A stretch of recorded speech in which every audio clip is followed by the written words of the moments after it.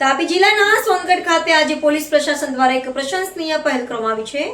સામાન્ય નાગરિકો ગેરકાયદેસર વ્યાજખોરોના વિષય ચક્રમાં ન ફસાય અને કાયદેસર રીતે બેન્કિંગ સુવિધાઓનો લાભ લે તે હેતુથી સોનગઢ પોલીસ સ્ટેશન ખાતે એક ખાસ સેમિનારનું આયોજન કરવામાં આવ્યું હતું.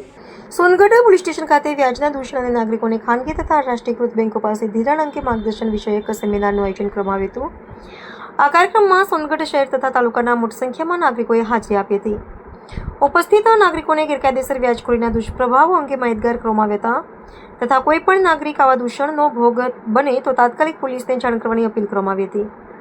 કાર્યક્રમ દરમિયાન નાગરિકોને નાણાકીય જરૂરિયાત માટે કાયદેસર માર્ગ અપનાવી ખાનગી તથા રાષ્ટ્રીયયુક્ત બેંકો પાસેથી જ ધિરાણ લેવા પ્રોત્સાહિત કરવામાં આવ્યા હતા.